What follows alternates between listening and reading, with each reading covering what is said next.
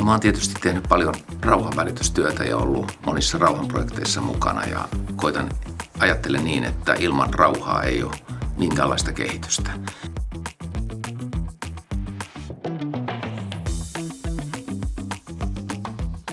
Jos olisit nyt nuori, niin mitä sä lähtisit opiskelemaan tai mitä näistä HAMKin aloista valitsisit? No, mä huomaan, että teillä on yrittäjyyttä ja liiketaloutta ja luonnonvara-aloja ja biotaloutta. Jotenkin mä ajattelisin yhdistelmää tämän liiketalouden, yrittäjyyden ja luonnonvara-alan välillä, koska yhä enemmän tavallaan taloudessa pitää ottaa huomioon ympäristöasiat ja talous ja ympäristö on linkattu yhteen yhä voimakkaammin. Se on ihan totta. Hyvä valinta. Miten presidenttinä voit vaikuttaa opiskelijan asemaan yhteiskunnassa? No, presidenttihän ei hoida sisäpolitiikkaa, vaan ulkopolitiikkaa, mutta presidentti voi tehdä näkymättömiä asioita näkyväksi, nostaa esiin jotain sellaisia asioita, jotka yhteiskunnassa on ehkä unohdettu, järjestää keskusteluja, tuoda pyöreän pöydän ympärille monenlaisia suomalaisia. Näin mä oon tehnytkin ulkoministerinä ja kansanedustajana. Ja kun ajattelee opiskelijoiden tilannetta tänä päivänä, nuorten tilannetta tänä päivänä, niin järjestäisin keskusteluja, jolloin ne asiat, joita opiskelijat pitää esillä ja haluaa pitää esillä, tulisi näkyviksi sitäkin kautta. Miksi opiskelijan pitäisi äänestää juuri sinua presidentiksi?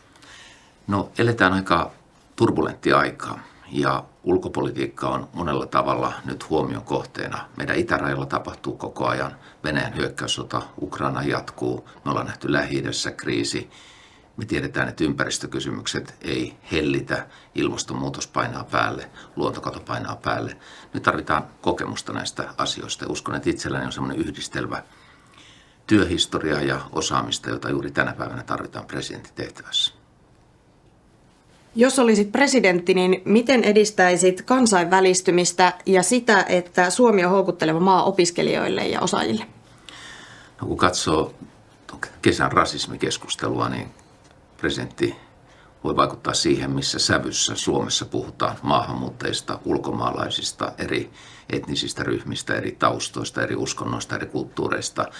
Meidän täytyy oppia puhumaan sivistyneesti erilaisista ihmisistä, jotka tulee Suomeen ja tekee työtä täällä, opiskelee täällä.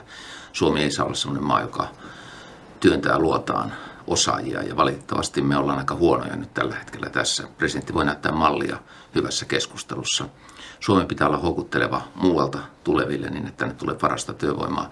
Ja meidän pitää saada omamme myöskin takaisin. Se on hyvä, että ihmiset tekee kansainvälistä uraa ja näin poispäin, mutta sitten on hyvä palata aina kotimaahan ja tuoda se osaaminen tänne.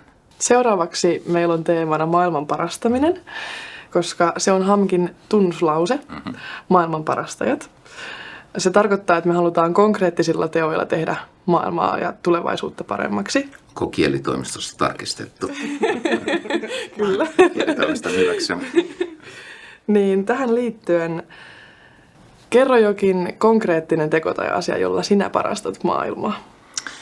No, mä oon tietysti tehnyt paljon rauhanvälitystyötä ja ollut monissa rauhanprojekteissa mukana ja ajattelen niin, että ilman rauhaa ei ole minkäänlaista kehitystä.